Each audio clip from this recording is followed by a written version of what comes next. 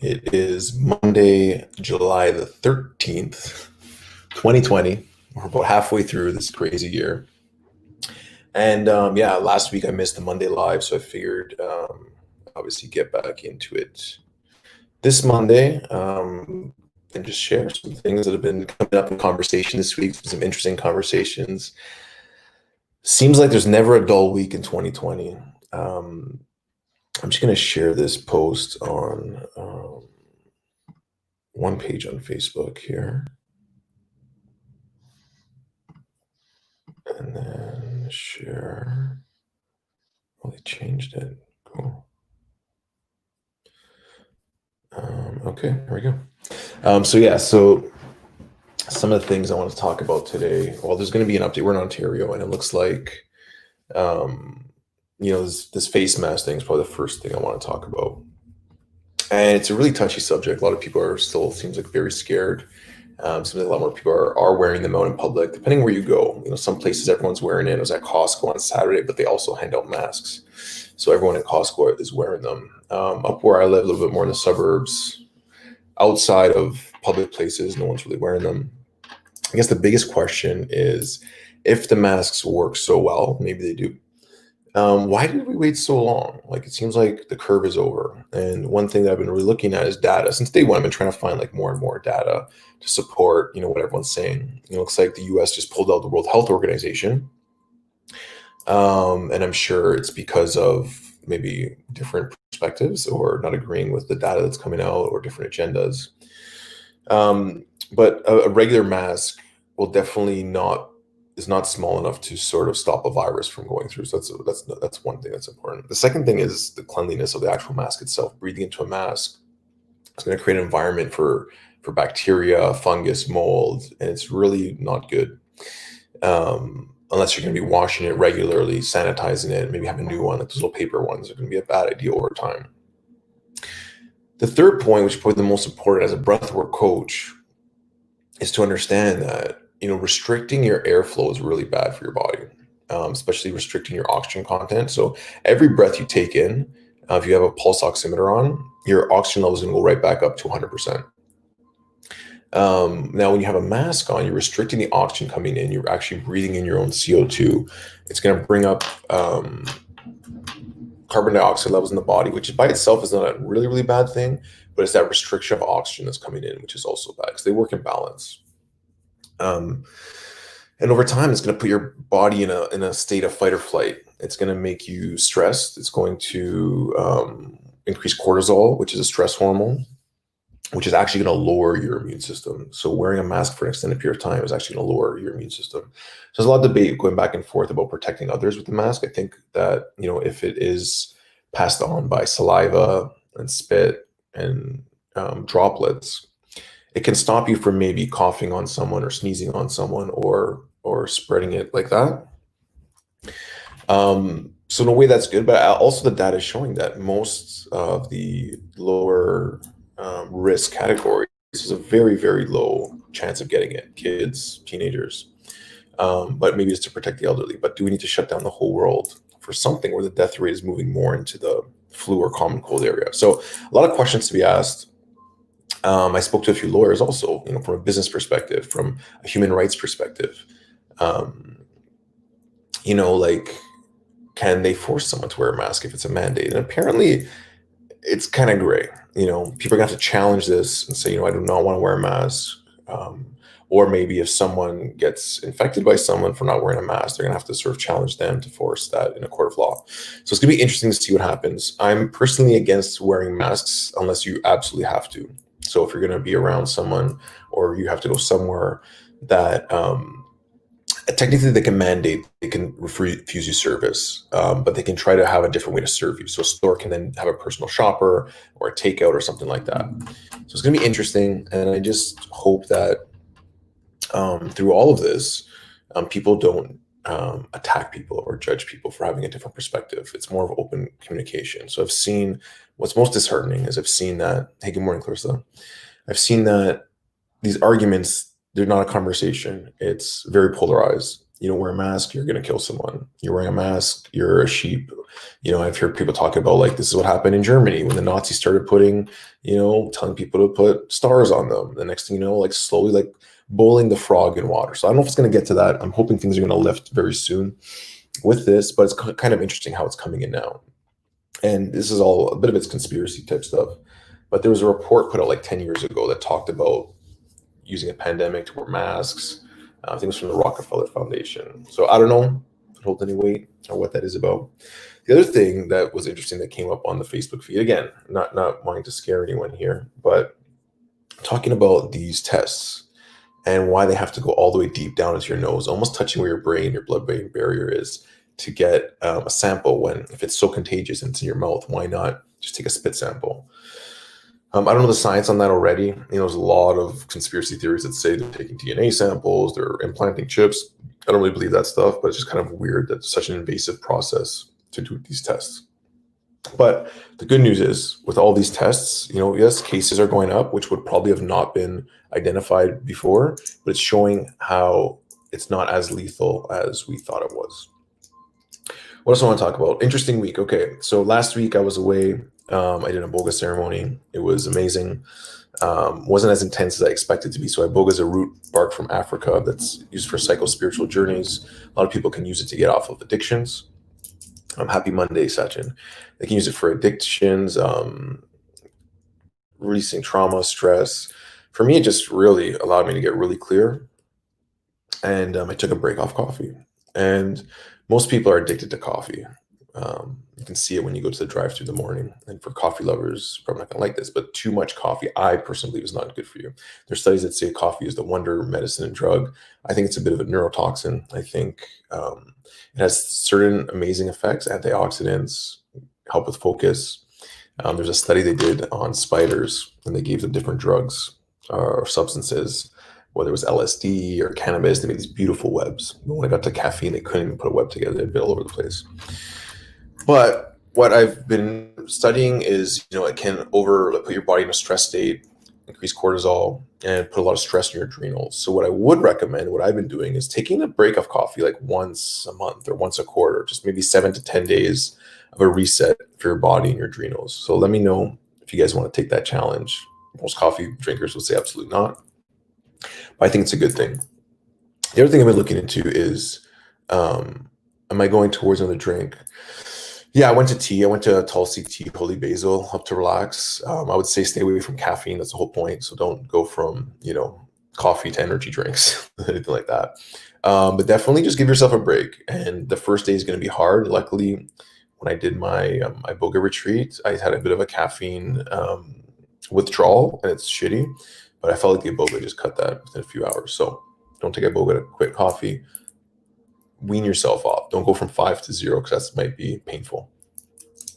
I was also looking into this, the mainstream media is so funny.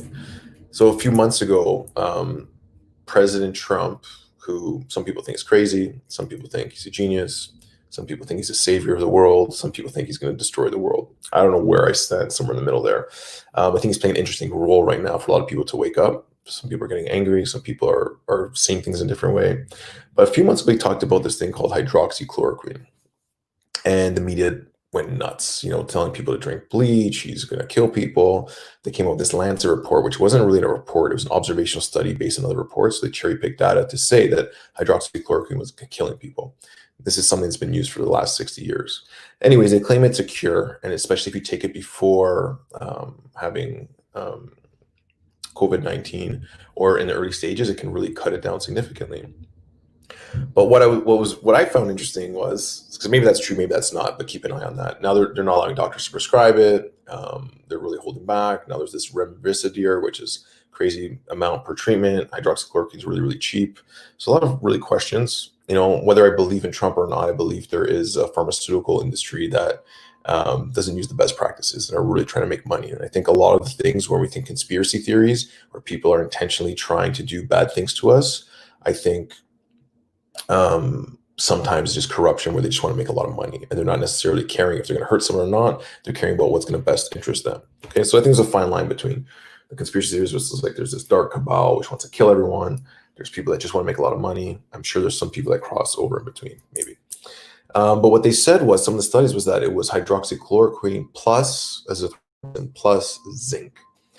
And so I started looking into zinc, and zinc is incredible. I didn't realize that most vegetarians have zinc deficiency, and I didn't take a zinc supplement, so I started taking a zinc supplement.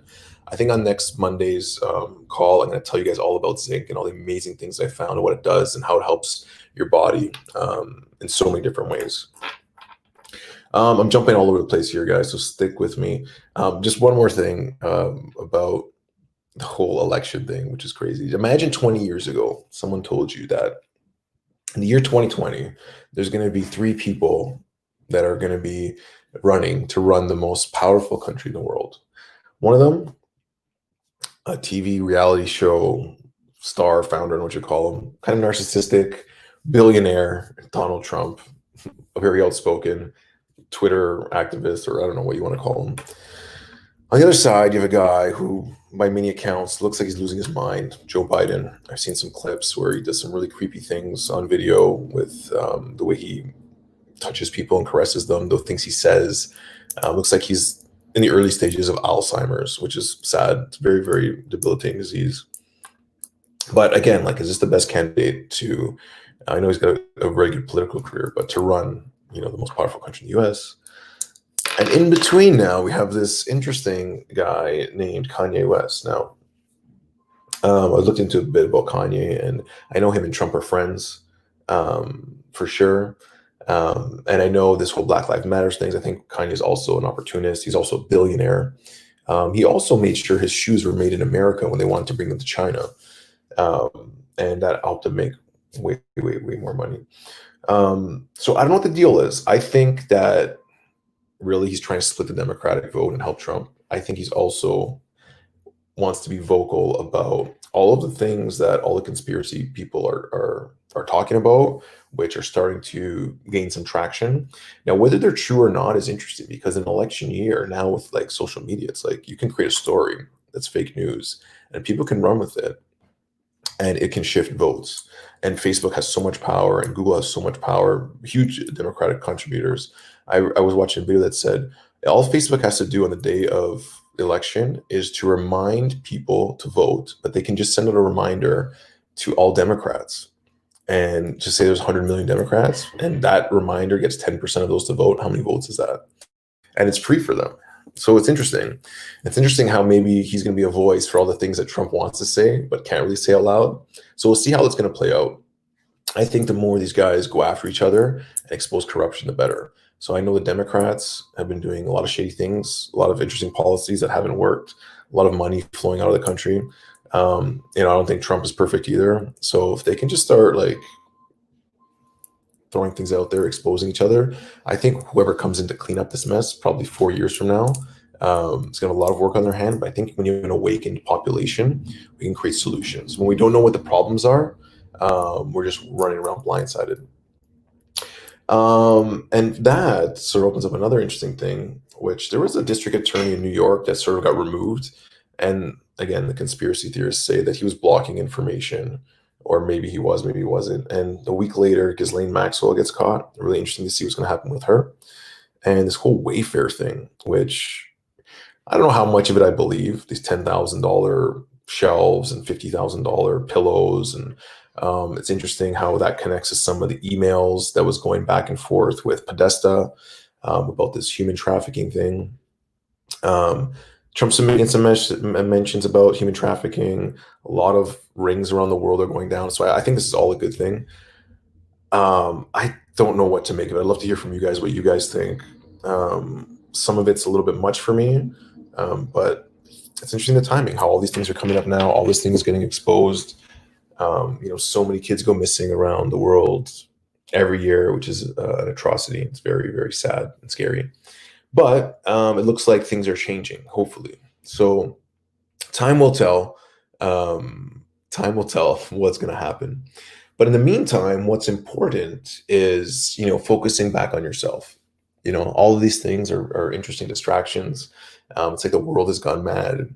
And I feel like these are the perfect opportunities to work on yourself in a spiritual practice or self-improvement. Or it's like if you can quiet all the noise out, it's like, okay, like all of this is happening. I can react to it. I can get upset. I can get scared. I can get nervous. I can get angry. Or I can sort of work on myself and I can float above it or float through it or navigate this water without judgment, attachment, reaction. And that's the challenge. The challenge is getting into your daily practice. The challenge is being able to observe these things without getting emotionally attached to them, having conversations with people, getting different perspectives. Like the whole mask thing, like in the beginning, I was so upset and I talked to different people, got different perspectives, and now I have a different sort of viewpoint on safety and taking chances and what's, I would accept and wouldn't. They say like the just putting a mask on a face is kind of some ritualistic sort of initiation, which I don't know if that's true either. But anyways, focus on yourself. How can you improve yourself? How can you meditate more? How can you not talk about this thing first thing in the morning? Because that's what I had to switch doing. So I was listening to a lot of podcasts and stuff first thing in the morning. I found it just spun my head in a different way. So I don't do it in the morning anymore.